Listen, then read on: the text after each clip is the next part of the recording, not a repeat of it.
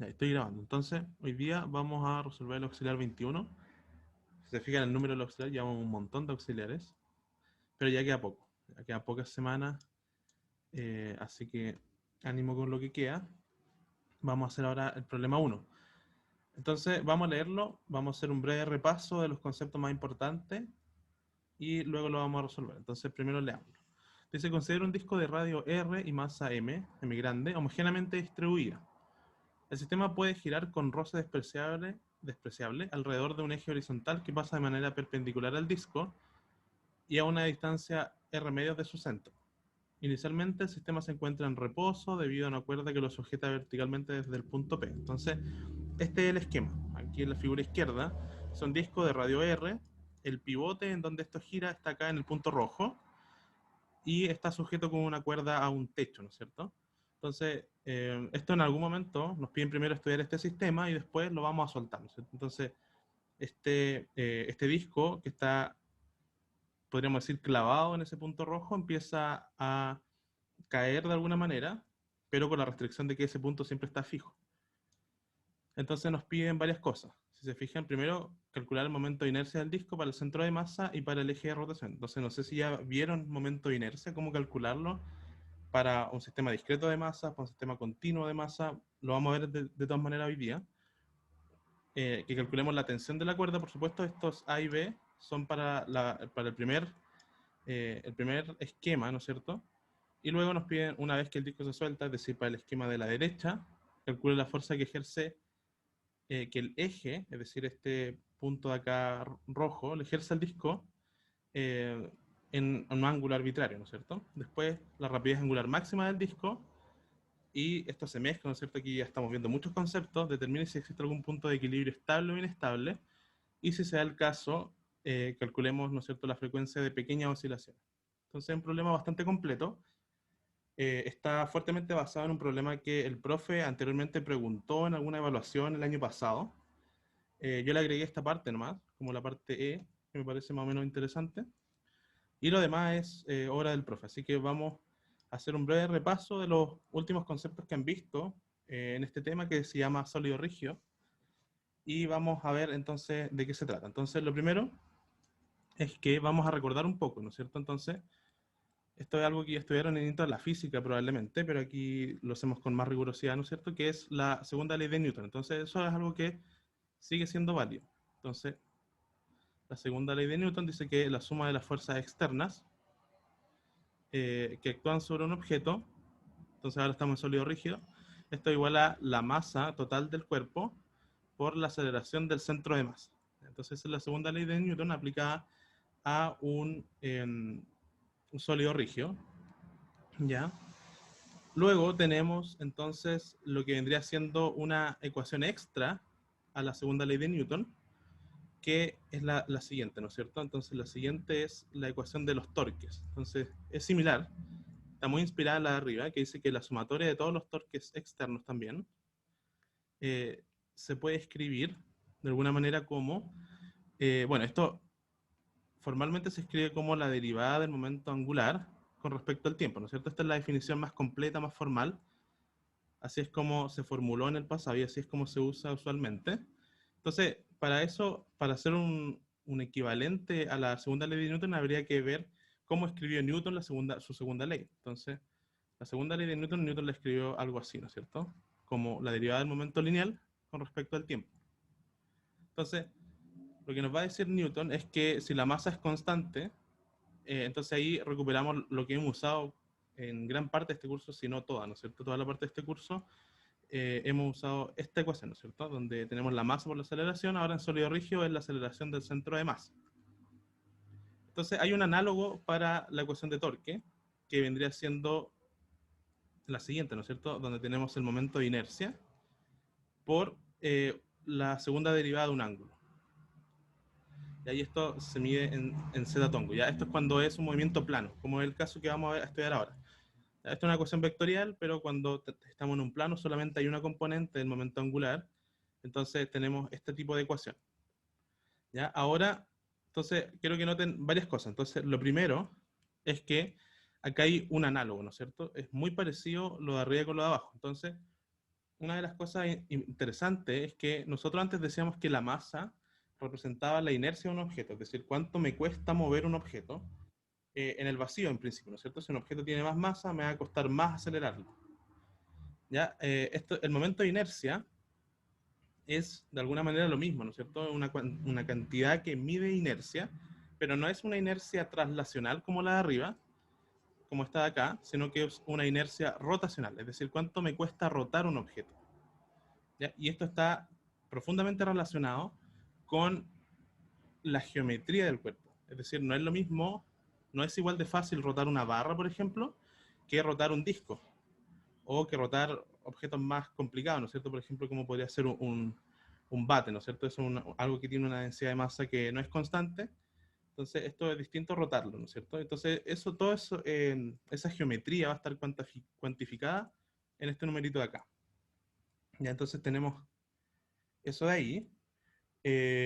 No sé qué otra cosa. Ah, una cosa muy, muy importante es que los torques que se definen a partir de productos cruces, tanto como el momento angular y aquí el momento de inercia, a diferencia de los vectores de arriba, son vectores, uno los llama pseudovectores. Son pseudovectores porque no son libres, ¿no es cierto? La fuerza, uno la puede tener acá y esta fuerza es equivalente a tener esta fuerza aquí. Ya, son el mismo objeto, porque son vectores, se pueden mover, no tienen un origen fijo. Sin embargo, los pseudovectores no tienen la misma propiedad y dependen profundamente del origen en donde están definidos. Por lo tanto, aquí uno siempre pone algo así, ¿no es cierto? El momentum angular definido desde un eje o sea, perdón, el torque es igual la derivada del momento angular definido sobre ese mismo eje, y lo mismo para el momento de inercia. Es súper importante definir el origen y ser consistente con él. Antes en fuerza eso daba lo mismo, porque uno, de hecho, si tenía una esfera, por ejemplo, uno podía poner el sistema de referencia polar, por ejemplo, ¿no es cierto? Rho y teta, que correctamente se pone en el origen, uno lo podría poner, ¿no es cierto?, aquí en la partícula. Y da lo mismo, ¿no? Porque las fuerzas no dependen del origen. Ya de hecho, esto, por ejemplo, ya cambia cuando vimos sistema de referencia no inercial, ¿no es cierto? Ahí vimos que hay una fuerza que se define a partir de cómo se mueve el origen. Entonces ahí ya empezamos a ver que el origen sí importa, y ahora cuando estamos en torque, importa de la misma manera que en sistema de referencia no inercial.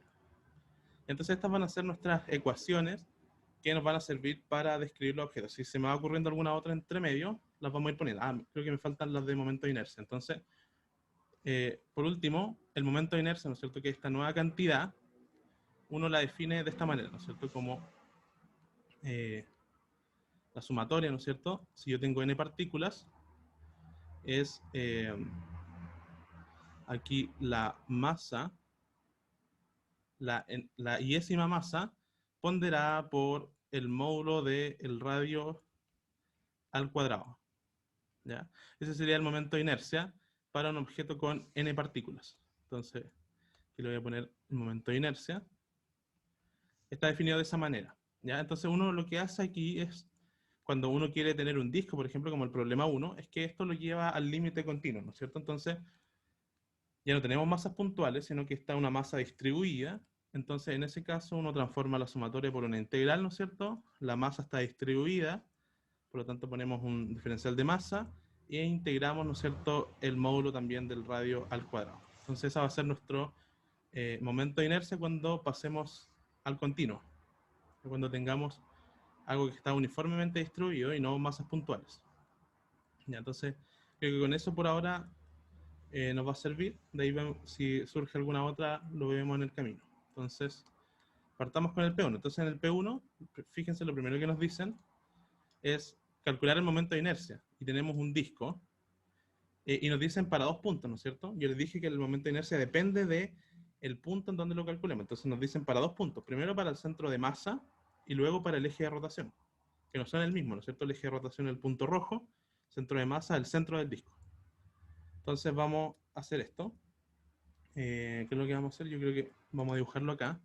Entonces vamos a tener algo de este estilo.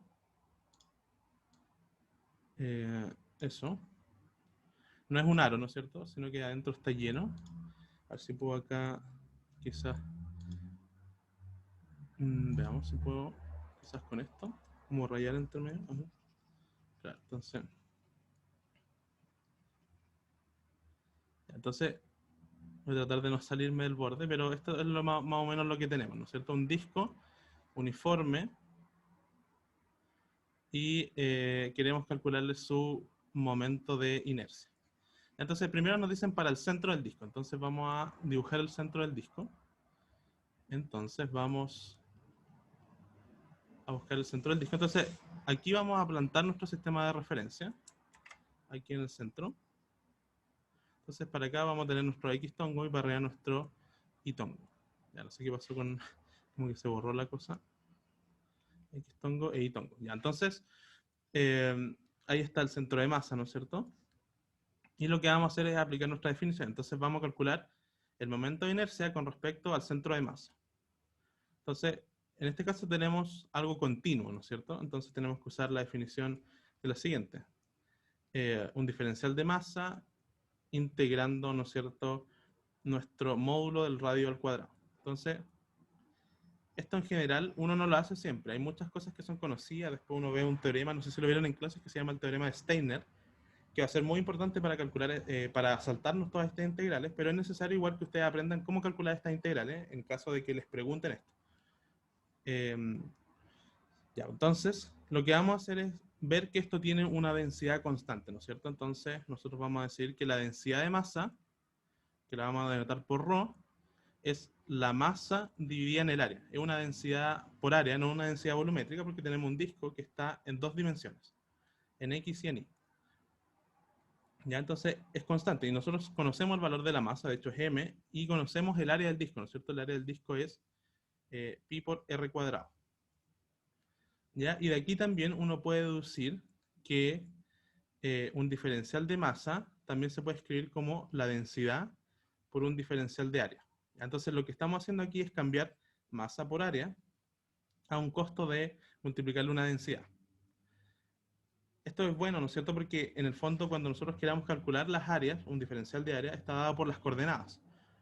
Por lo tanto, esto se va a escribir como ρ de y de x, o si quieren de x de y. Eso sería un diferencial de área. Ok, entonces ahí uno tendría, ¿no es cierto?, nuestra integral lista, y podríamos decir, o sea, lista para calcular, o casi lista para calcular, ¿no es cierto? Y diríamos entonces que tenemos la integral, vamos a reemplazar el dm, entonces nos va a quedar algo así como el módulo al cuadrado de la distancia, estamos reemplazando acá arriba, por la densidad, por el diferencial de área, que sería dx de y.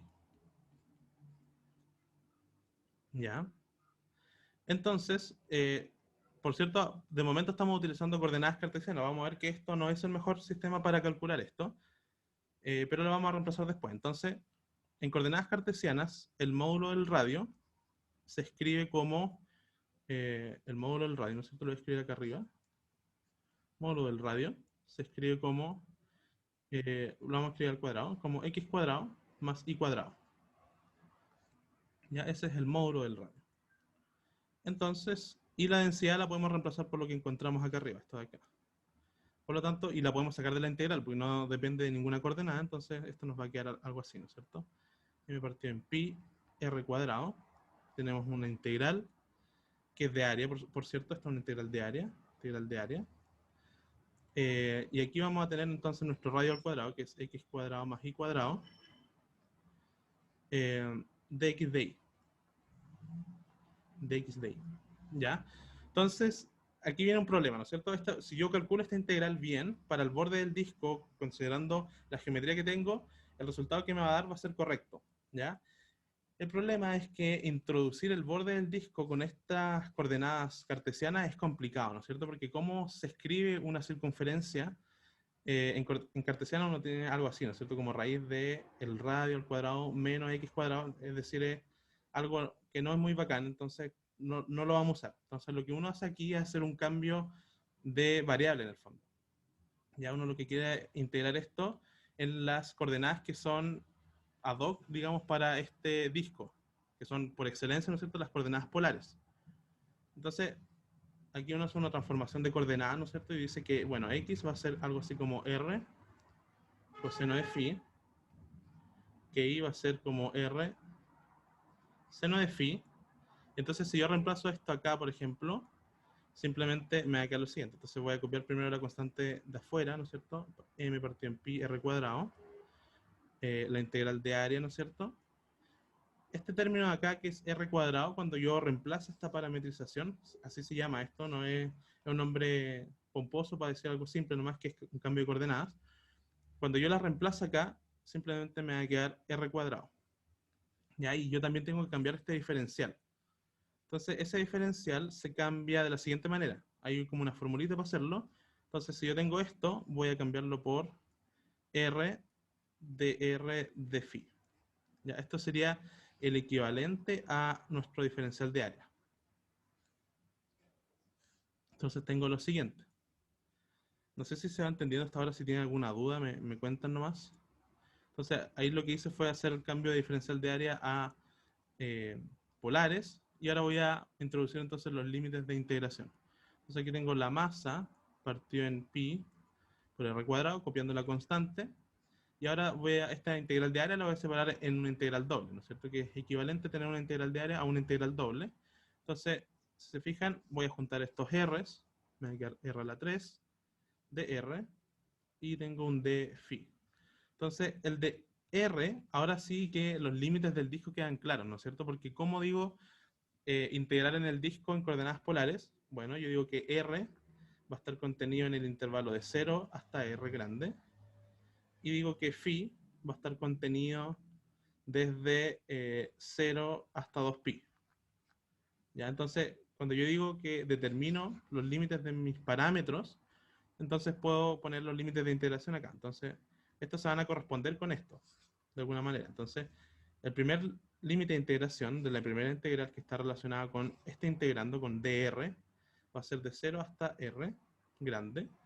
Y el segundo, la segunda integral, va desde 0 a 2pi. ¿Ya?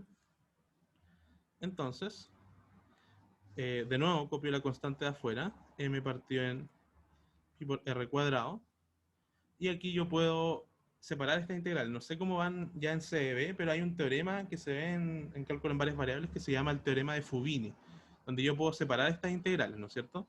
Entonces, no sé si ya lo vieron, me cuentan si es que ya lo vieron. Entonces, esto yo lo puedo separar como una integral de 0 a r, r a la 3 de r. Entonces, voy a leer el chat, alguien, para ver si alguien todavía no lo vi. Ya, algunas secciones no, otras sí. Ya, pero lo que dice el teorema Fubini es que si yo tengo funciones que están multiplicándose, que son función solamente de una variable, por ejemplo, aquí tengo una función que es la función, si la digo como función de x, es x a la 3, porque tengo un r a la 3, y es función solamente de una coordenada, entonces yo las puedo separar. Algo así como tengo una integral de dos cosas, ¿no es cierto? Por ejemplo, de r de phi. Entonces, tengo una función que depende solo de r y una función que depende solo de phi. En este caso, la función que depende solo de r es r a la 3 y la que depende solamente de phi es la función constante igual a 1. Entonces, yo las puedo separar en dos integrales, cada una con su integrando, entonces, o con su función, si quieren. Entonces, aquí separo para r y aquí separo para phi. Entonces, la integral de 0 a 2pi de la función 1 de phi. Entonces tengo eso de ahí. ¿Ya? Entonces estas integrales ya son de una variable. Entonces mi problema de varias variables ahora ya se redujo a dos problemas de una variable. Cosa que ya vieron, supongo, en diferencial. Entonces, la primera integral es sencilla, ¿no es cierto? Es r a la cuarta partido en 4. Y la segunda es simplemente 2pi, ¿no es cierto? Porque está integrando 1, es el, el límite superior menos el límite inferior, es decir, 2pi menos 0, que es 2pi. Entonces, muy bien. Tengo esto de acá. Y entonces lo que yo puedo hacer ahora es, bueno, cancelar estos pi, ¿no es cierto? Este 2 se va a cancelar con este 4 y me va a dejar un 2. Y este r acá, que es cuadrado, se va a cancelar con este 4 y me va a dejar un 2. Entonces esto, si se fijan, me va a quedar mr cuadrado dividido en 2. Ese es el resultado del momento de inercia con respecto al centro de masa. Eso es súper importante. Entonces aquí tenemos ya lo primero. el momento de inercia con respecto al centro de masa. Entonces, dudas o consultas hasta acá, mientras encierro el resultado.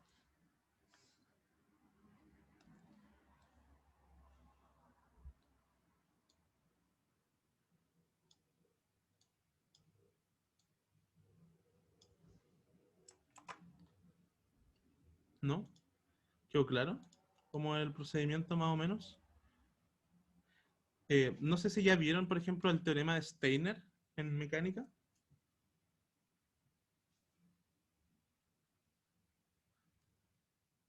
¿Sí? Ah, ya, entonces la siguiente la hacemos en un paso. Ya, esto en general, por ejemplo, en un problema típico les darían el momento de inercia o lo asumen como conocido. ¿Ya? Ahora, por ejemplo, cuando yo di mecánica, a mí hubo un problema, no me acuerdo cuál control, control 3 creo, me hicieron calcular el momento de inercia en una configuración súper rara que era una semiesfera con densidad no constante. Entonces también ese tipo de problema existe. No sé si el profe es tan como simpatizante de ese tipo de problemas, pero eventualmente les podría aparecer. Esta era como la idea de este problema, como calcularlo a partir de la definición. ¿Ya? Ahora, entonces, en un problema típico, lo que uno hace es tener el momento de inercia conocido con respecto al centro de masa y calcular con respecto a otro punto usando el teorema de Steiner. Y es lo que vamos a hacer ahora. Entonces, entonces vamos a aplicar el teorema de Steiner. Entonces vamos a copiar nuestro dibujito acá. Y lo que vamos a hacer entonces es aplicar el teorema de Steiner, porque en el fondo el momento de inercia que nos interesa a nosotros es con respecto a este punto de acá. ¿Ya? Que era rojo de esto. Entonces lo voy a hacer con ese color. Este punto de acá. Entonces, ese es el punto que nos interesa. Entonces nosotros queremos, y le vamos a llamar O.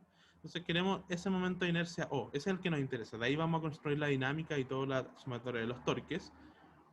Entonces, por teorema de Steiner, este se va a escribir como el momento de inercia con respecto al centro de masa más la masa por la distancia que lo separa. Es la distancia que separa el centro de masa del nuevo punto O. Y entonces esa distancia nos la dan en el enunciado y es R medio, ¿no es cierto? Entonces yo aquí, donde dice D, reemplazo R medios y me queda lo siguiente. Entonces ya calculé la del centro de masa, que es mr cuadrado medios, y me va a quedar más mr cuadrado cuarto, ¿no es cierto? Cuando eleve este 2 al cuadrado. Entonces, finalmente, este de aquí me va a quedar simplemente 3mr cuadrado cuartos. Entonces, aquí solamente quiero enfatizar una cosa, en donde de repente uno se complica mucho y se pierde, porque el teorema de Steiner siempre se calcula en torno al centro de masa. Uno tiene que saber este de acá. Bueno, bien, uno también podría, ¿no es cierto? El teorema de Steiner se pone así como de manera general, ¿no es cierto? Como pongámosle A, un punto A, ¿no es cierto? Es el momento de inercia con respecto al centro de masa más la masa por d cuadrado. Entonces, d cuadrado, aquí es lo importante, d cuadrado o d, se define como la distancia que separa el centro de masa con A. Entonces uno le pone como esa notación, como el segmento que separa el centro de masa con el punto A. Ya, entonces, cosa importante, tiene que estar el centro de masa, el momento de inercia con respecto al centro de masa. Yo no lo puedo hacer con respecto a dos puntos arbitrarios. Por ejemplo, esto no es cierto. Voy a decir algo que no es cierto, para que ustedes no cometan este error. Entonces, si yo quiero calcular el momento de inercia en un punto A y sé el del punto B, esto no es lo mismo que eh, eso, ¿no es cierto? Si es que B no es el centro de masa, o sea, yo no puedo ocupar cualquiera sea dos puntos y calcular el sistema, el momento de inercia con respecto a otro punto. Siempre tiene que ser con respecto al centro de masa. Esto, por lo tanto, no es cierto. Solamente es cierto si B es el centro de masa. Entonces, para que no cometan ese error, que es bastante común, por cierto. Ya, entonces, hasta aquí, ¿cómo vamos? ¿Se entendió lo del momento de inercia con respecto al punto O, al punto en donde gira esto, punto rojo?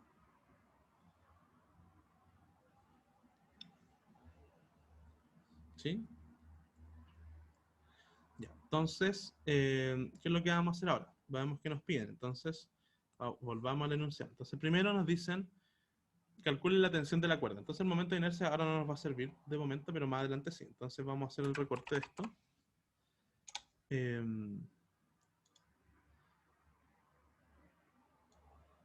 Entonces,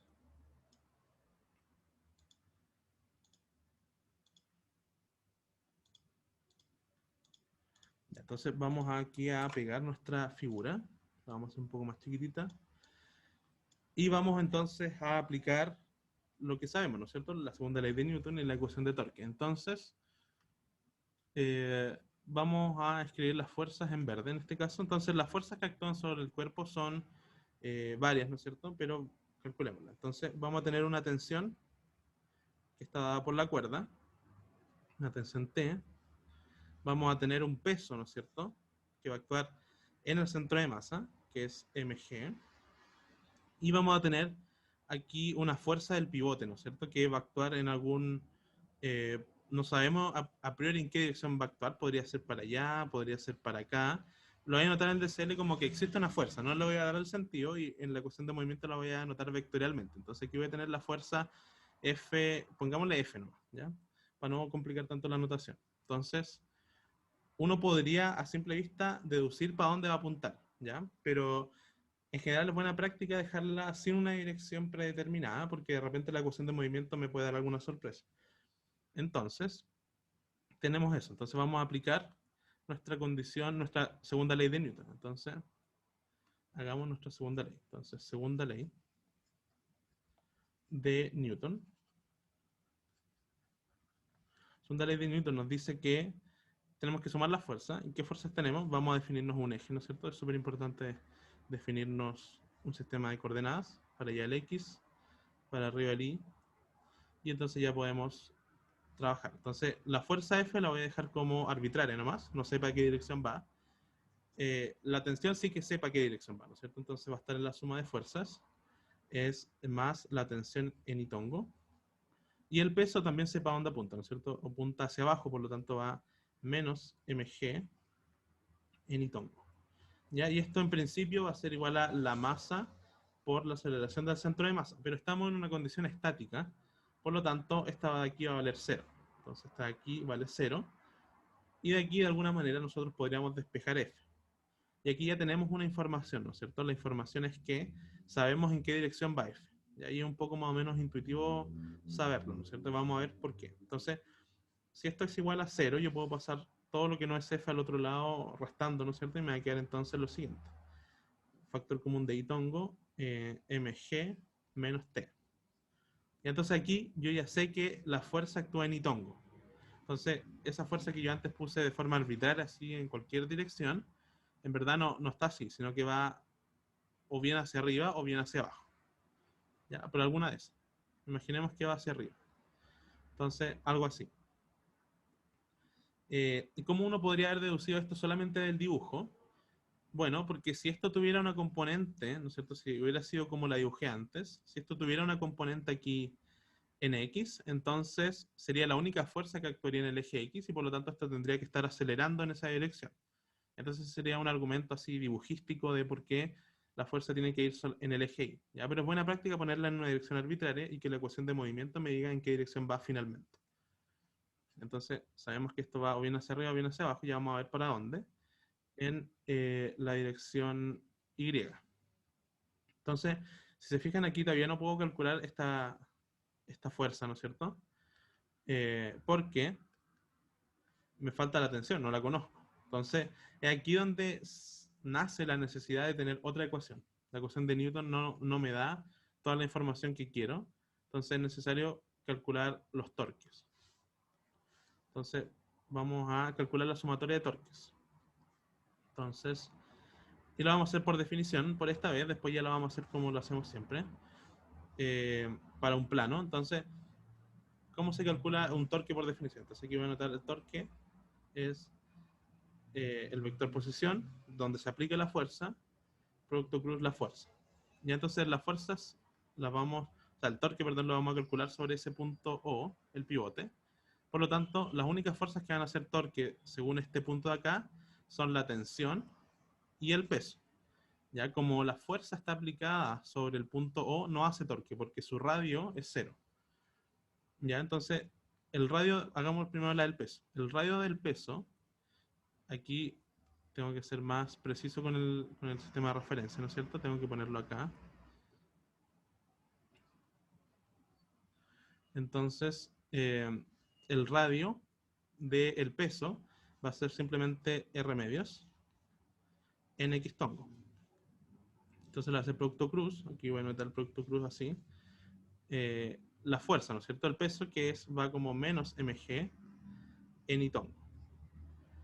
¿Ya? Y tengo que sumarle los otros torques. El otro torque es el de la tensión. Entonces la tensión, sabemos dónde va, pero primero el radio. Entonces el radio, que sería este de acá, es simplemente 3 R medios en X tongo, producto cruz, la tensión que va según y tongo. Y entonces esos productos cruces son más o menos sencillos de calcular. Voy a sacar las constantes, ¿no es cierto? Me va a quedar MGR dividido en 2. Hay un menos por ahí que va a salir acá. Y cuando hago el producto cruz entre X e Y tongo, me va a quedar Z tongo. Y aquí la misma idea. Entonces para la otra fuerza me va a quedar 3 veces T por R dividido en 2. Cuando hago el producto cruz entre X e Y, me va a quedar Z tongo. Entonces aquí Z tongo. ¿Ya? Entonces esto es factorizable, ¿no es cierto? Y por condición de estática, esto en principio debería ser igual al momento de inercia por la segunda derivada del ángulo. Ahora, este ángulo vale 0 porque estamos en una condición estática, es decir, no está acelerando. Por lo tanto, vamos a tener una ecuación igual a 0. Entonces aquí yo puedo cancelar estos dos, puedo cancelar los radios, y finalmente me queda entonces que la tensión va a ser igual a mg dividido en 3. Y ya se me olvidó que era lo que nos estaban pidiendo. Entonces, la tensión de la cuerda. ¿Ya? Entonces ahí calculamos la tensión de la cuerda. De hecho, hacía falta solamente hacer la ecuación de torque, pero la red igual nos va a ser útil en algún momento. Entonces ahí tenemos nuestra tensión. ¿Ya? ¿Cómo vamos hasta acá? ¿Se va cachando la idea?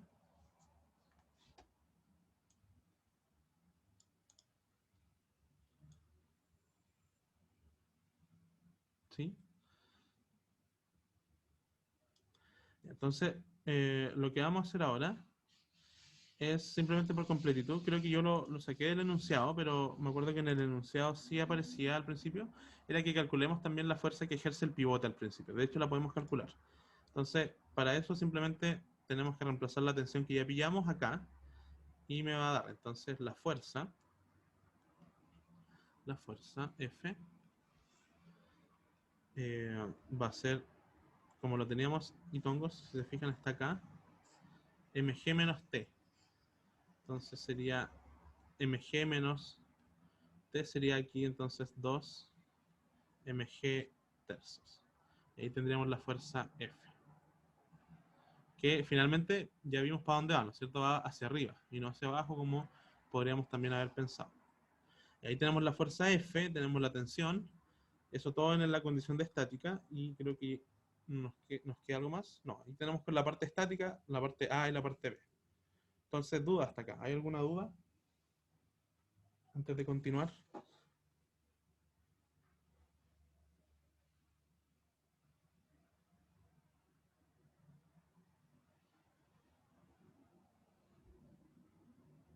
¿No? Ya, entonces voy a hacer el recorte de la segunda situación.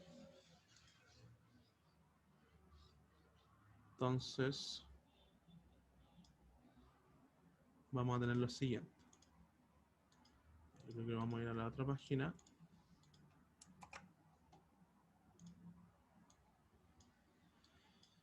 Ya, entonces lo que vamos a hacer ahora es de alguna manera hacer la dinámica de esto. Entonces, cuando ya no estamos en estática.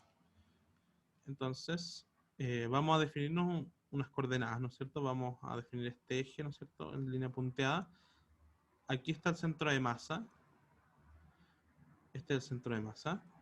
Entonces, vamos a definirnos este ángulo phi, ya que crece hacia arriba. Entonces, nos podemos definir también un eje coordenado, ¿no es cierto? Polar, que va a tener esta pinta, ¿no es cierto? Para allá va a ir el R tongo y para acá iría el phi tongo.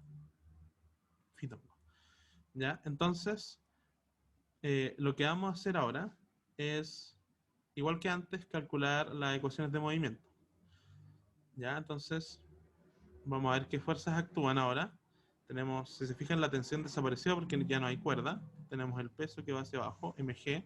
Y tenemos, ahora sí que ya no podemos decir, no tenemos un argumento tan fuerte como antes para decir que la fuerza del pivote va a ir en algún eje en particular.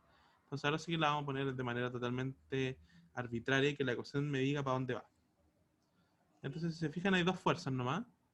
Y yo puedo separar en mis ejes coordenados, ¿no es cierto? Porque lo que yo voy a ver es que aquí de nuevo se repite un ángulo. Entonces vamos a tener dos ejes, dos ecuaciones, quiero decir, una por cada eje, igual como lo hacemos antes en dinámica. Entonces tenemos, por una parte, las fuerzas en el eje R, va a ser una componente del peso, que va a ser exactamente mg por coseno de phi, y la componente de F que está en R. No sabemos cuánto vale, simplemente la vamos a dar como FR. ¿Ya? Para el eje θ, la suma de fuerzas va a ser una componente del peso, ¿no es cierto? Que va a ser mg menos mg seno de phi más la componente en phi de la fuerza F. ¿Ya? Y aquí tenemos que poner la masa por la aceleración. Entonces, la masa por la aceleración en R. Bueno, aquí la masa es la masa mayúscula y aquí la masa por la aceleración en phi. Entonces, para calcular estas aceleraciones en R y en phi, tenemos que, como siempre, recurrir al formulario. Entonces, en el formulario me va a aparecer cómo se escriben esas aceleraciones. Entonces, se fijan, aquí está la aceleración en el eje R. Como el radio no varía, entonces solamente tengo este término, menos R por phi punto cuadrado. Entonces, esta de acá va a ser igual a menos m r por phi punto cuadrado. ¿Ya? Pero r lo conocemos, ¿no es cierto? R es justamente r medios. Y aquí la misma idea, entonces vamos a tener m por la aceleración en phi. Entonces nos vamos de nuevo al formulario. Entonces, este phi punto vale 0, por lo tanto solo nos queda este término, que es r por phi 2 puntos. Entonces vamos a tener m r por phi 2 puntos. Ya, pero ese r lo conocemos, es r medios. Y tenemos nuestras ecuaciones de movimiento en los ejes r tongo y en el eje phi tongo. Y ahora, como dijimos, esto no es suficiente para calcular nuestra dinámica, nuestro cómo se mueve este objeto. Entonces tenemos que hacer la sumatoria de los torques. Pero ahora, si se fijan, el torque va a ser de alguna manera un poquito más sencillo porque solamente hay una fuerza que hace torque, que es el peso, ¿no es cierto? Entonces el peso va a ser un torque igual a... y aquí hay otra forma, entonces lo voy a enseñar otra forma de calcular el torque que no es por definición, simplemente es usando el término de algo así como una fuerza efectiva o fuerza perpendicular al brazo, ¿no es cierto? Entonces, esta fuerza que está en verde, yo la puedo descomponer en este vector de acá, ¿no es cierto? Y este vector de acá. Entonces, la que va a ser torque es solamente esta componente. Entonces, yo puedo calcular el brazo, que sería esa distancia, y la multiplico por esa componente. Entonces, esa componente, o sea, aquí voy a poner el brazo por esa componente, que es mg seno de phi. ¿Ya? Entonces, el brazo es la distancia nomás que separa los puntos, en este caso es r medios. Y luego tengo que ponerle un signo, ¿no es cierto? El signo vamos a definir que por convención antihorario es positivo. Antihorario es positivo. Por lo tanto, este va en sentido horario, por lo tanto es negativo. Y esa es otra forma de calcular el torque cuando estamos en 2D, como en este caso. Entonces tendríamos el torque, y esto tiene que ser igual a el momento de inercia que calculamos anteriormente por la segunda derivada del ángulo, que en este caso es phi. Entonces tenemos eso ahí. Y podemos reemplazarlo por el momento de inercia que ya calculamos, que era 3m r cuadrado dividido en 2. Y esto, phi 2 puntos. Ya, entonces si se fijan, tengo esto igual a esto. Lo voy a escribir más abajo, entonces me va a quedar. Y voy a pasar esto, lo voy a invertir la cosa, ¿no es cierto? Lo de la derecha lo voy a escribir a la izquierda y viceversa. Entonces tengo lo siguiente. Menos rmg dividido en 2 seno de phi. Entonces hay hartas cosas que se cancelan, si se fijan. Por ejemplo, este 2 se va a ir, este m también se va a ir, y este r se va a ir con este r cuadrado. Entonces, al final del día, lo que me va a quedar es lo siguiente. Phi 2 puntos igual a, ¿cuánto me va a quedar aquí? Menos g partido en 3r. ¿Algo así? Sí. Ah, aquí esto era cuartos. Sí, recordemos el momento de inercia, era con un cuartos ahí. Entonces, tenemos que corregir un poquito nuestra ecuación. Aquí nos va a quedar cuartos. Igual se va a cancelar, pero me va a quedar un 2. Y entonces me queda 2g partido en 3r. Ahí sí. Por seno de phi. Entonces, si se fijan, no sé si ya lo notaron, pero esto es muy similar a la ecuación del oscilador armónico simple. Ya es del mismo tipo. Eh, ya, pero antes de eso, antes de analizar si esto tiene frecuencias de pequeñas oscilaciones, tal como el oscilador armónico, eh, vamos a calcular lo que nos piden, ¿no es cierto? Que son las componentes de la fuerza F. Entonces, volvemos a acá y nos dicen la fuerza que ejerce el eje al disco en el punto del pivote. Entonces, en otras palabras, lo que nos piden es calcular de alguna manera la fuerza F. Entonces, si nosotros tenemos FR, si logramos calcular FR y logramos calcular FFI, estamos listos. Entonces, perdón, aquí es FR simplemente y aquí FFI, no con flechita. Entonces, esas cosas están dadas acá, en la ecuación de movimiento de Newton. Entonces, lo que me pide, bueno, esto ya es conocido, esto es conocido también. Lo que me pide conocer es phi punto cuadrado y phi 2 puntos. Phi 2 puntos lo acabo de calcular, está acá. Entonces me falta calcular phi punto cuadrado. Y eso yo lo puedo obtener más o menos directo si integro esto, ¿no es cierto? Porque aquí sigue valiendo el trucazo de mecánica, ¿no es cierto? Que es que phi 2 puntos es igual a phi punto por de phi punto a de phi. Entonces, esto de aquí va a conducir a lo siguiente. Entonces, esto es como phi punto cuadrado medios. Y a la derecha voy a tener entonces 2g partido en 3r por coseno de phi. ¿Ya? Por lo tanto, aquí ya tengo cuánto vale phi punto cuadrado. Es simplemente que pase ese 2 multiplicando y me va a quedar 4g partido en 3r por coseno de phi. Y ahí estoy ya a un paso de calcular lo que necesito. Entonces, fr, vamos a ver cuánto vale. Entonces, simplemente tengo que a esto de acá restarle mg coseno de phi. Entonces, hagamos eso. Entonces, a la derecha, arriba teníamos menos, menos m por r medios. Y aquí tenemos phi punto cuadrado. Entonces vamos a reemplazar ese phi punto cuadrado por lo que calculamos. 4g partido en 3r por coseno de phi. Y teníamos que restarle también, si volvemos brevemente, este término de acá. Entonces, menos mg coseno de phi. Menos mg coseno de phi. Y entonces vamos a tener algo así como lo siguiente. Entonces, podemos factorizar por mg coseno de phi y nos va a quedar, ¿no es cierto? Porque estos r se cancelan, me va a quedar 2 tercios, menos 2 tercios, menos 1. ¿Ya? Entonces al final, menos 2 tercios menos 1 es menos 5 tercios. Entonces esto nos va a quedar menos 5 mg coseno de phi partido en 3. ¿Ya? Y para f phi lo hacemos de una manera más o menos similar. Y decimos que tenemos que pasar sumando este término para calcular f phi. Entonces, a la derecha tenemos m por r medios. Entonces tenemos m por r medios y por phi 2 puntos. Entonces phi 2 puntos está acá. Entonces lo reemplazamos. Nos va a quedar por menos 2g partido en 3r seno de phi.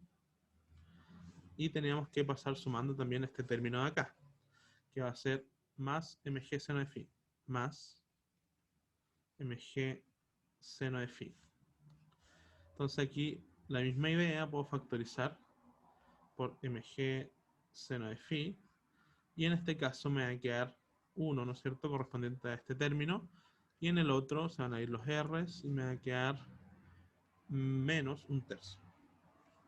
Entonces esto al final del día me va a dar 2 mg seno de phi partido en 3. Y ahí tengo entonces la fuerza F, ¿no es cierto? Porque es simplemente sumarle sus componentes, multiplicarlos por los vectores que le corresponden. Entonces, o sea, lo que quiero decir es esto, ¿no es cierto? F, componente F sub R en R tongo más la componente phi en phi tongo. Entonces, esto es igual a menos 5 mg coseno de phi partido en 3 en R tongo más 2 mg seno de phi partido en 3 phi tongo.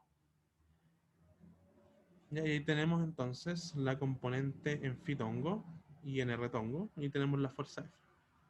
Entonces ahí tendríamos nuestra fuerza F.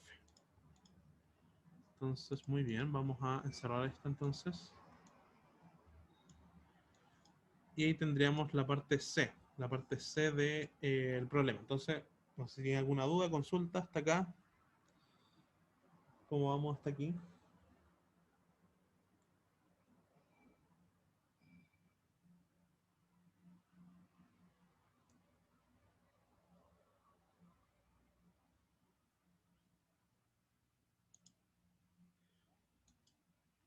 Ya, entonces vamos a continuar con las últimas dos partes que nos quedan de este problema. Entonces, tenemos eh, la parte D, ¿no es cierto?, que nos falta, y la parte E. Entonces, en la parte D nos dicen la rapidez angular máxima del disco. Entonces, la rapidez angular máxima, o sea, queremos de alguna manera phi punto máximo. Entonces, phi punto máximo implica que phi dos puntos es cero, ¿no es cierto? Ahí es donde ocurren los máximos de phi punto. Por lo tanto, vamos a buscar un punto tal primero que se cumpla, o sea, vamos a buscar el punto óptimo en donde la aceleración se anula. Entonces, para eso, veamos cuánto vale la aceleración. Lo teníamos un poco antes. Entonces, estaba por acá. Era lo siguiente. Estaba aquí, ¿no es cierto? Entonces, menos 2g partido en 3r por seno. Entonces, menos 2g partido en 3r por seno de phi. Y queremos que sea igual a 0. Entonces, en ese caso, como g ni r pueden ser 0, entonces seno de phi tienen que ser igual a 0. Y por lo tanto aquí obtenemos que phi vale 0. O sea, ahí es donde se ocurre el máximo de rapidez angular. Y eso es más o menos esperable, ¿no?, de nuestro sistema, porque la cosa, esta va a oscilar como un péndulo de alguna manera. Entonces déjenme buscar el... No, este no es. Lo siguiente, acá. Entonces, esto va a oscilar como un péndulo, ¿no es cierto? Tiene la misma dinámica que un péndulo, solo que se mueve el centro de masa, que va a ser este movimiento. Entonces, aquí es donde estaría el punto, digamos, donde va a ocurrir la rapidez máxima, porque la energía potencial es mínima. Entonces, eso ocurre para cuando phi es igual a 0. Entonces, ahí uno lo podría obtener más o menos del análisis dibujístico. Entonces, luego nos queda evaluar. Entonces, ya sabemos cuánto vale phi punto de phi. Ahora nos queda evaluar en 0, simplemente. Entonces, veamos cuánto vale phi punto. Phi punto de phi lo tenemos acá. Entonces, vamos a reemplazar acá. Lo vamos a copiar en el otro lado. Entonces, eh, ya ahí tenemos que reemplazar entonces aquí phi igual a 0. Entonces, cuando coseno de 0 vale 1, por lo tanto esto nos va a quedar simplemente, nos va a decir que phi max, phi punto max, va a ser 4g partido en 3r. Y ahí tenemos nuestro resultado. Entonces, ya estamos terminando este problema. Entonces, tenemos lo siguiente. Eso de ahí. Entonces, ahí terminaríamos la parte D. Nos quedaría solamente una parte que es más cortita, creo. Calculamos la rapidez angular máxima del disco. Determine si existe algún punto de equilibrio estable o inestable. Si es el caso, calcula la frecuencia de pequeñas oscilaciones. Entonces, aquí uno podría calcular potencial y todo ese tipo de cosas, pero lo vamos a hacer de una manera mucho más intuitiva, que es usando la ecuación de movimiento, que es esta de acá. Ya está aquí. Entonces vamos a escribir esta ecuación de movimiento acá y la vamos a llevar a una forma que nosotros conocemos, que es la del péndulo simple. Entonces, esto lo vamos a escribir como phi 2 puntos más 2g partido en 3r seno de phi igual a 0. Entonces esta es la ecuación típica del péndulo simple. Entonces, el péndulo simple tiene pequeñas oscilaciones, ¿no es cierto? Entonces vamos a hacer todo en analogía al péndulo simple. Entonces el péndulo simple, si se recuerdan, era algo de este estilo, ¿no es cierto? Tenía un techo, ¿no es cierto? Un pivote, una masita y uno medía un ángulo de alguna manera acá. Entonces uno tenía este punto de equilibrio, ¿no es cierto? En este punto, entonces en torno a este punto el péndulo iba a hacer este movimiento de oscilaciones pequeñas, que era como un oscilador armónico simple, pero uno si extiende esto hacia arriba también tiene un punto de equilibrio acá arriba, ¿no es cierto? Porque aquí el péndulo se puede ir tanto para la derecha como hacia la izquierda, ¿ya? Ahora este punto de arriba es inestable, así simplemente por inspección es inestable, y estaba en pi igual, o sea, en phi igual a pi. Entonces vamos a decir que hay dos equilibrios. Entonces vamos a decir que eh, vamos a escribir phi 1 igual a 0, que es el de abajo, y es estable. Y vamos a tener el otro, ¿no es cierto? Que es phi 2 igual a pi, que es el de arriba, y es inestable. Inestable. Entonces tenemos esos dos puntos de equilibrio, uno estable, otro inestable. Entonces podemos encontrar una frecuencia de pequeñas oscilaciones en torno a este punto. Entonces lo que uno hace en ese caso es expandir el término no lineal, que es el seno de phi, en torno a 0. ¿Bien? Y a primer orden. Entonces uno tiene phi 2 puntos más la expansión de Taylor de esto a primer orden es simplemente phi. Se me va a quedar 2g partido en 3r por phi igual a 0. Y aquí yo tengo la ecuación del oscilador armónico simple y entonces sé que la frecuencia de pequeñas oscilaciones al cuadrado va a estar dado por 2g partido en 3r. Y ahí tengo entonces mi frecuencia de pequeñas oscilaciones.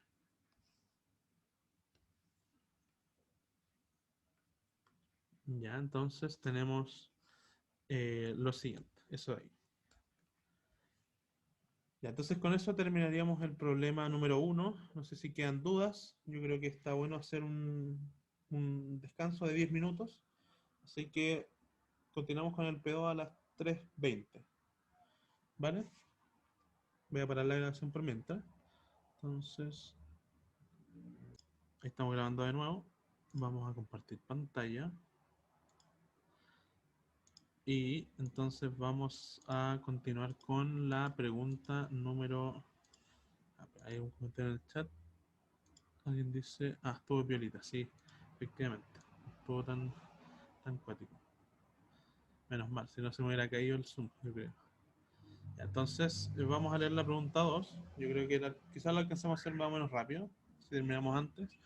Entonces, leámosla. Dice, considera un sistema de dos partículas fijas... no sé si estoy grabando. Espérenme, ¿estoy grabando? Sí, ya. Considera un sistema de dos partículas fijadas a los extremos de una barra rígida en forma de L y cuya masa para efectos de este problema se considera despreciable. Es decir, la masa de las barras son despreciables, pero hay unos puntos que sí tienen masa y sí tenemos que considerar. Entonces dice, el brazo menor tiene largo L y el brazo mayor un largo 2L. Ya, la masa de la partícula que se encuentra fija en el extremo del brazo más largo es M, en tanto que la masa de la partícula fija en el extremo de brazo más corto es 2M. ¿Ya? Entonces nos dicen que además el sistema, que puede rotar sin roce sobre un eje horizontal, igual que anteriormente, ¿no es cierto? En el punto de unión de los dos brazos de la estructura está inicialmente en reposo, sostenido de modo que el brazo más largo se encuentra en posición vertical. En un cierto instante, el sistema se libera sin ningún impulso inicial y la estructura empieza a rotar por efecto de la gravedad. Calcule lo siguiente. Entonces nos piden ya menos cosas, entonces deberíamos demorarnos menos. La aceleración angular de la estructura en función del ángulo phi es más o menos similar a lo anterior. La velocidad angular de la estructura en función del ángulo phi. La magnitud de la fuerza que el brazo más largo le ejerce sobre la partícula de masa m en un ángulo en particular, pi medios. Y la fuerza que ejerce sobre el eje, igual que antes, la, la fuerza que ejerce el eje sobre la estructura también en el mismo punto, en pi medios. Entonces, la situación es la siguiente. Tenemos una estructura de este tipo, ¿no es cierto? Tenemos dos masas puntuales, una de masa m, que tiene una varilla de largo 2L, y una masa 2M, que tiene una varilla de largo L. Entonces esto comienza a rotar en torno a ese punto, en torno a ese punto de acá, y vamos a caracterizar el movimiento según ese ángulo phi que nos definen ahí. Entonces, si se acuerdan, lo que nos piden al principio es la aceleración angular de la estructura en función del ángulo phi. Entonces, tal como antes, tenemos que calcular cosas. Entonces, eh, una cosa que vamos a hacer simplemente para tener en consideración antes de todo es calcular el centro de masa. Entonces, esa de hecho fue una fórmula que no anoté acá, y la voy a anotar. Entonces, para que después le suba esto y tengan como una forma de acordarse de las fórmulas. Entonces, que es el radio del centro de masa, ¿cierto? ¿Cómo se calcula la posición del centro de masa? Entonces, se calcula como si tengo n partículas, eh, desde la 1 hasta la n, sumo sus masas, pero no solo eso, sino que la multiplico por su distancia desde algún punto en concreto, ¿no es cierto? Da lo mismo aquí el origen, eh, a diferencia del torque, ¿no es cierto? Aquí puedo tener un origen arbitrariamente lejos y da lo mismo. Entonces, eh, y tengo que, esto es una ponderación, ¿no es cierto? Como que yo pondero cada masita por cuánto pesa, o por cuánto masa en verdad, por cuánto es su masa. Aquí se me borró todo. Y la divido por la suma de todas las masas, o la masa total, si quieren. Este igual se conoce como la masa total. Ya, entonces tenemos eso de ahí. Entonces, en nuestro caso, tenemos, si se fijan, solo dos partículas, así que la suma es más o menos fácil. Entonces, para ser consistentes con nuestra sumatoria, se le vamos a poner la partícula 1 y esta la partícula 2. Entonces, el radio del centro de masa es el siguiente. Entonces, tenemos que sumar la partícula 1, la masa 1 es m, y su radio, vamos a poner un eje de referencia, por supuesto. Entonces, para arriba va a estar el i tongo, para acá va a estar el x tongo. Ya, entonces, el radio de la partícula 1 está dado por 2L en i tongo. Y ahora la partícula 2, ¿no es cierto? Estamos haciendo el segundo término de nuestra sumatoria y el último. La masa es 2m y su radio, ¿no es cierto? Que es este de acá, es simplemente L en x tongo. Y la divido por la suma de todas las masas, es decir, la masa, que es la masa 1, más la masa 2, que es 2m. Entonces, esto al final del día, si puedo cancelar las masas, ¿no es cierto?, arriba y abajo, me va a quedar simplemente 2L dividido en 3, y aquí tengo un vector x tongo más y tongo. Entonces, si se fijan, esto está perfectamente alineado en la dirección x más y tongo, que es algo en 45 grados, ¿no es cierto?, algo como esto. Y podríamos calcular cuánto vale el módulo, ¿no es cierto? Entonces, calculemos el módulo para tener una intuición. Nos va a servir más adelante, a pesar de que esto no nos piden esto, va a ser más o menos importante. Entonces, esto es lo mismo que 2L, el módulo, ¿no es cierto? Va a ser 2L raíz de 2 partido en 3. Y si yo meto todo esto a una raíz, me va a quedar entonces raíz de 8L, y el 3 lo puedo escribir como raíz de 9.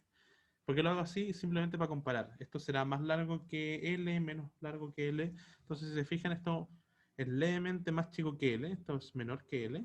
Entonces, si yo quisiera trazar la circunferencia formada por ese radio de ahí, bueno, quedó más o menos horrible, pero esa es más o menos la idea. Entonces, este radio, voy a borrar por un momento eso.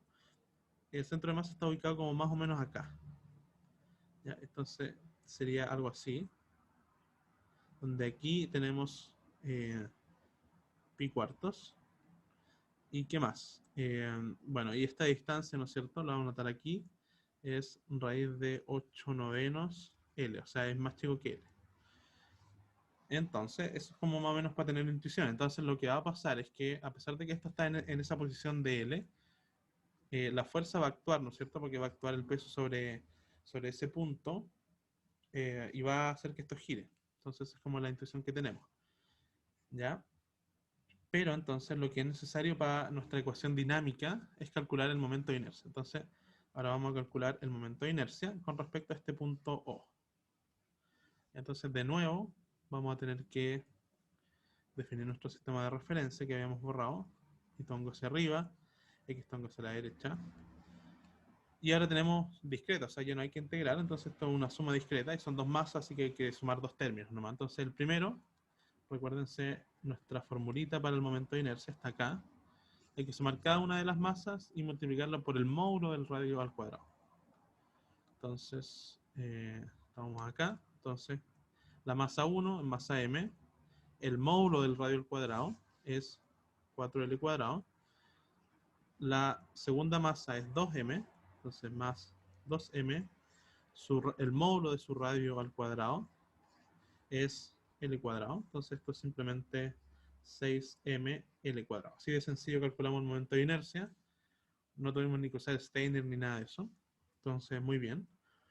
Ahora, lo que vamos a hacer es, entonces, plantear nuestra ecuación de torque. Entonces, ahora vamos a usar la otra figura. Esta va a ser más útil porque nos queda en función del ángulo. Entonces, la vamos a llevar para atrás. Acá. Entonces, lo siguiente.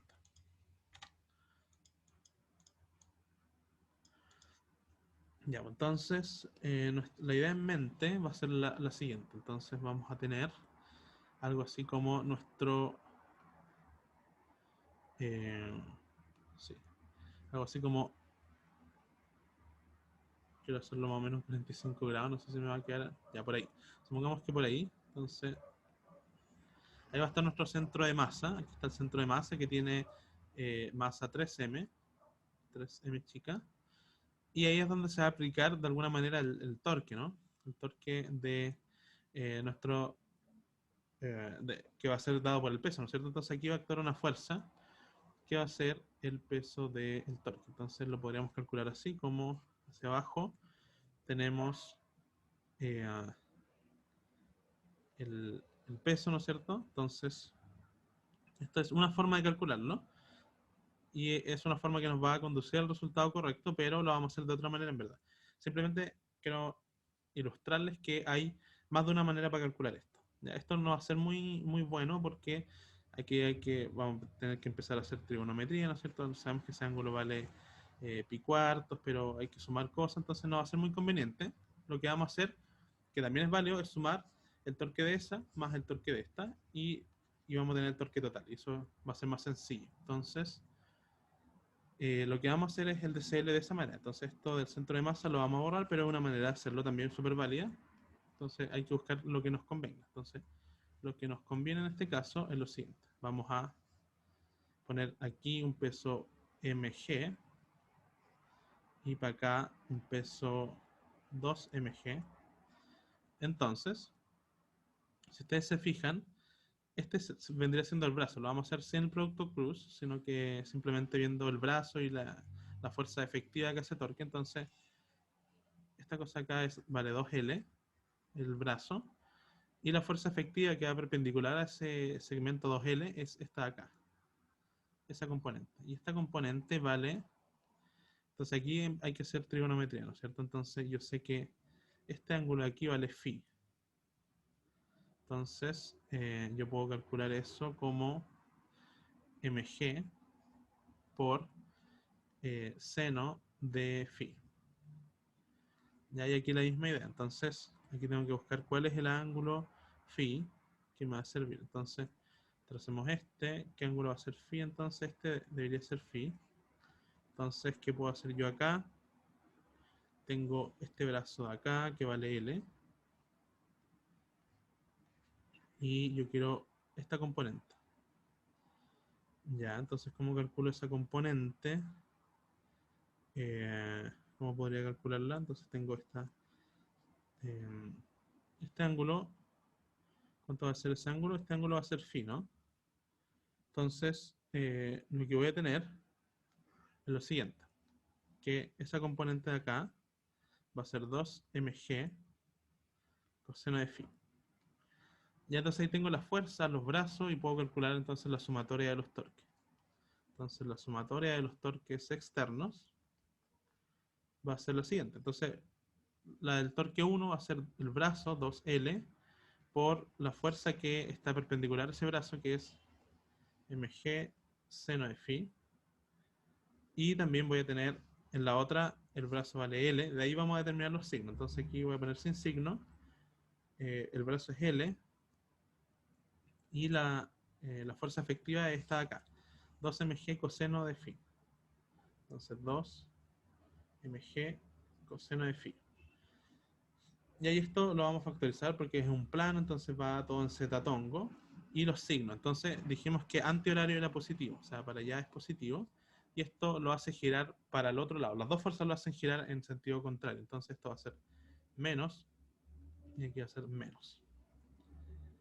¿Ya?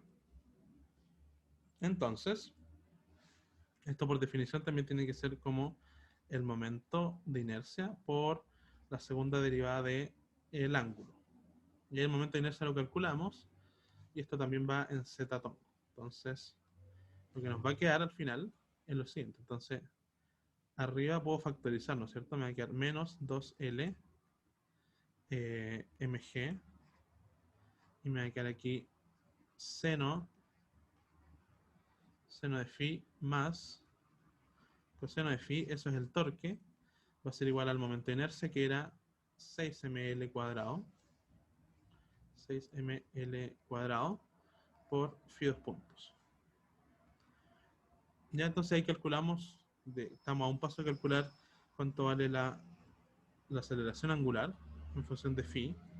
Simplemente tenemos que, bueno, cancelar cosas, ¿no es cierto? La masa se va a ir con la masa, este L cuadrado se va a ir con este L, y me va a quedar entonces que esto es menos G partido por L dividido en 3, y aquí me va a quedar seno de phi más coseno de phi. ¿Ya? Entonces ahí calculamos la aceleración angular en función del ángulo phi. Entonces tenemos eso de ahí. Entonces eso era lo primero que nos pedían, si se fijan. Nos dicen la parte A, aceleración angular de la estructura en función del ángulo phi.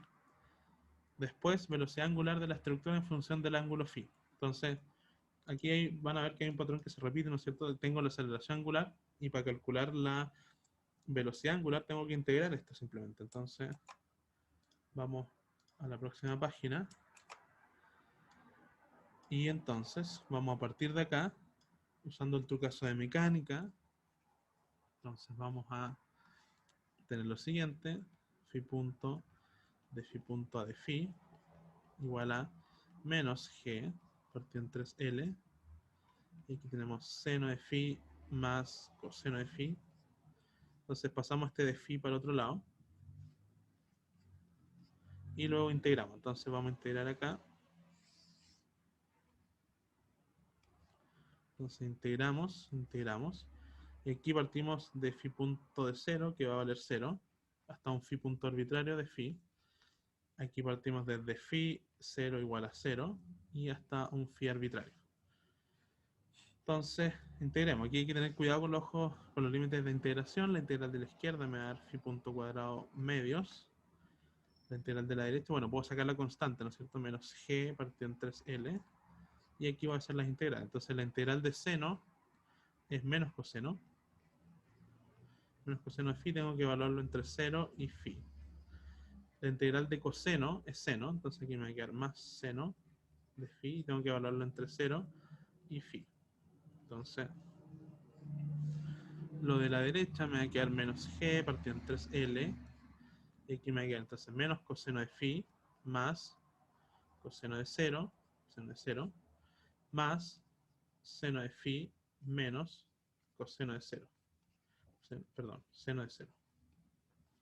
Seno de 0. Ahí estamos. Seno de 0 es 0, por lo tanto, esto nos va a quedar menos g partido en 3L.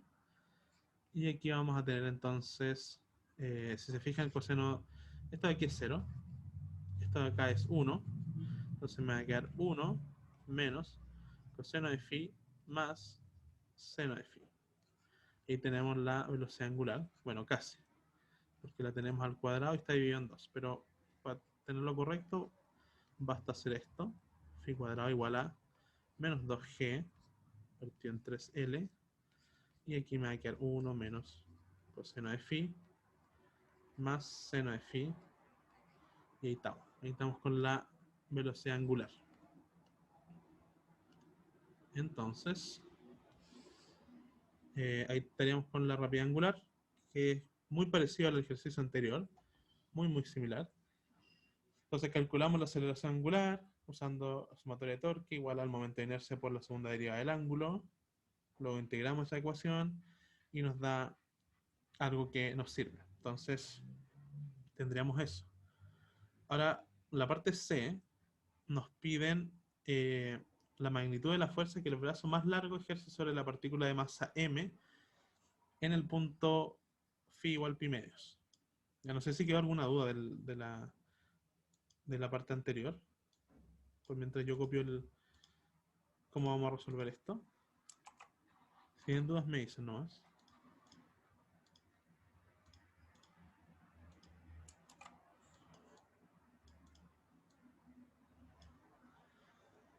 Ya, entonces lo que vamos a hacer ahora es continuar con nuestro DCL.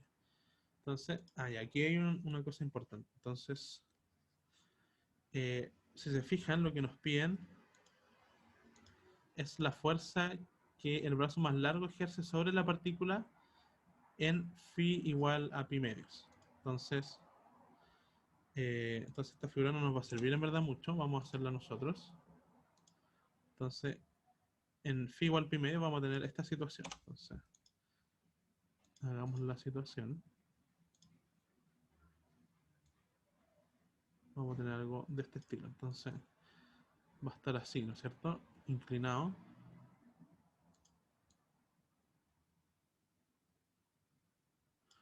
Una cosa así. Entonces, arriba teníamos la partícula roja, creo, y abajo la azul. Una cosa así. Entonces, la pregunta es, ¿cuál es la fuerza que le ejercen a la partícula? Porque la partícula esta de acá va a tener un peso, ¿no es cierto? Vamos a hacer la sumatoria de fuerzas en verde. Y entonces vamos a tener mg hacia abajo. Y vamos a tener una fuerza que le ejerce la barra, que va a ser pongámosle FB, de F barra, ya que va a ir en alguna dirección que no conocemos. Entonces, una pregunta que puede aparecer aquí es ¿por qué no consideramos esa fuerza cuando hicimos el torque? Aquí, ¿no es cierto? Porque aquí hay una fuerza F barra, ¿no es cierto? Y la razón por la cual no consideramos esta fuerza es porque cuando vamos a nuestra sumatoria de torques, espero haberlo notado acá, claro, entonces los torques son siempre externos o fuerzas externas, ya los que cuentan. Entonces, efectivamente ahí tenemos una fuerza acá, que es la fuerza FB. Sin embargo, al ser una fuerza que le ejerce la barra, que es parte del sistema, a la masa, que también es parte del sistema, pasa a ser una fuerza interna que no vamos a considerar en nuestro análisis. Por eso es que eh, no consideramos esta fuerza acá. Ya, pero sí la estamos considerando aquí, porque de hecho nos piden esa fuerza. Ya, entonces, si hacemos la segunda ley de Newton, la segunda ley de Newton,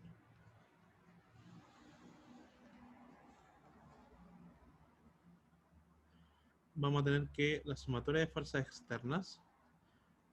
Entonces, claro, ¿y por qué la estamos considerando ahora si estamos considerando las fuerzas externas? Esa es una buena pregunta también. Porque estamos solamente considerando nuestra masita, ¿ya? No estamos considerando el sistema completo ahora. Entonces, solamente vamos a considerar nuestra masita. Entonces, para este sistema, esta fuerza sí es externa, porque ya no estamos considerando esto como un todo. Estamos considerando, aislando la masita roja. Por lo tanto, FB sí se toma en consideración ahora. Entonces, esto va a ser simplemente la fuerza FB menos mg en... Entonces aquí hay una cosa importante, ¿no es cierto? Y es que eh, nuestro eje de referencia en este punto va a ser de la siguiente manera. Para allá va a estar Rtongo y para abajo va a estar Fitongo. Entonces, según ese sistema de referencia, nuestro peso en ese punto está en Fitongo. Y ahí esto tiene que ser igual a la masa por la aceleración. Ya, entonces, la aceleración la calculamos como siempre del formulario. Entonces, vamos a tener lo siguiente, esto de acá. Entonces podríamos, de hecho, copiar esto.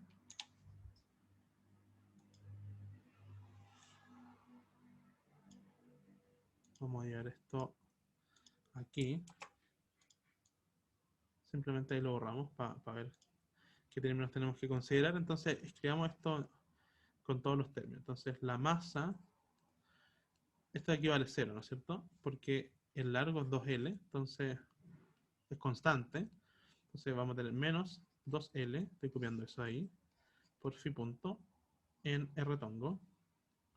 Y luego este también vale 0 porque ρ es constante. Entonces me va a quedar más 2L, que es ρ, por phi 2 punto en phi tongo.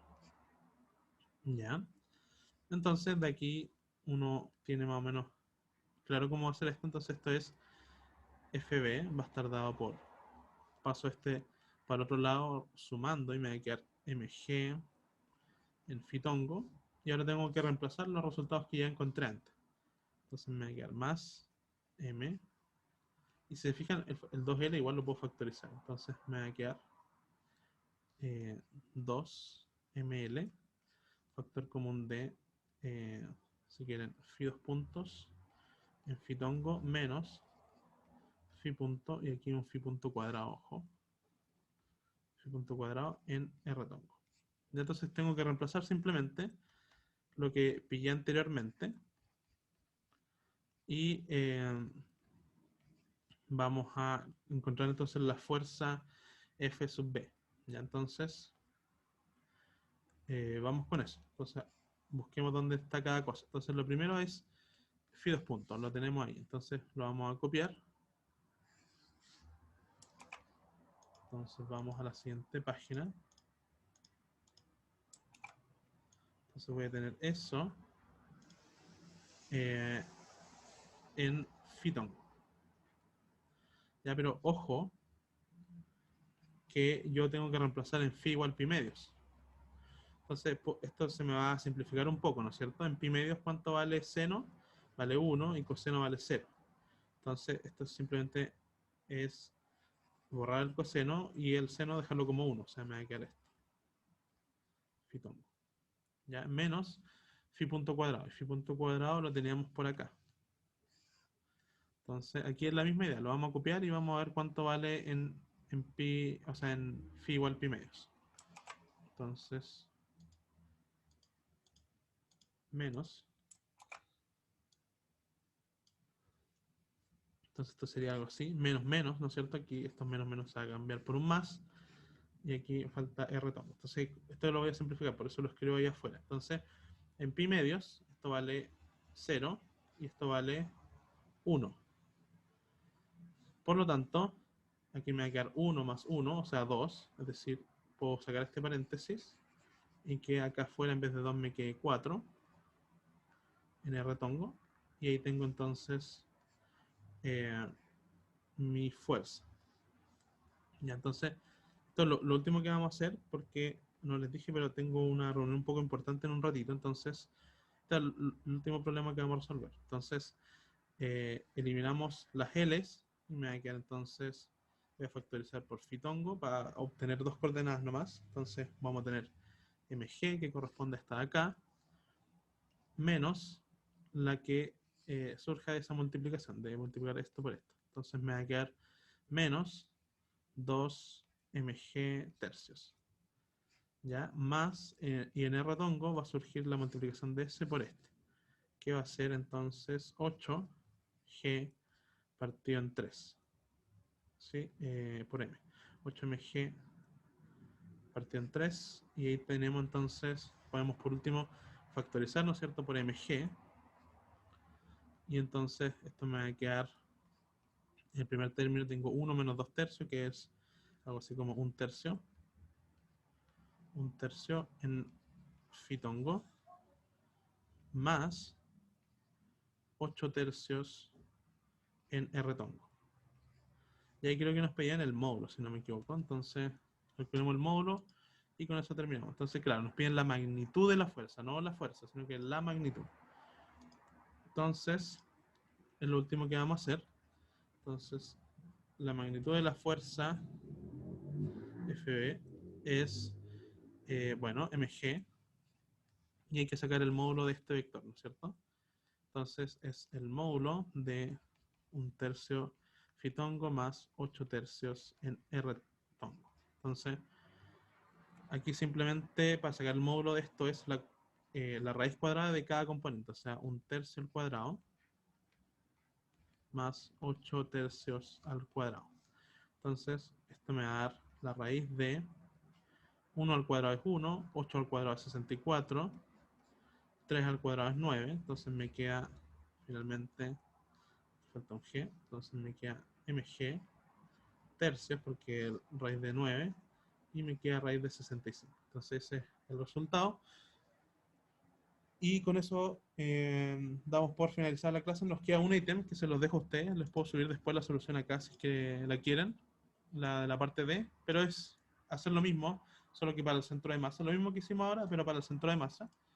Y con eso estaríamos finalizando esta clase. No sé si tienen alguna duda, alguna consulta antes de eh, cerrar la sesión. Vamos a parar la grabación.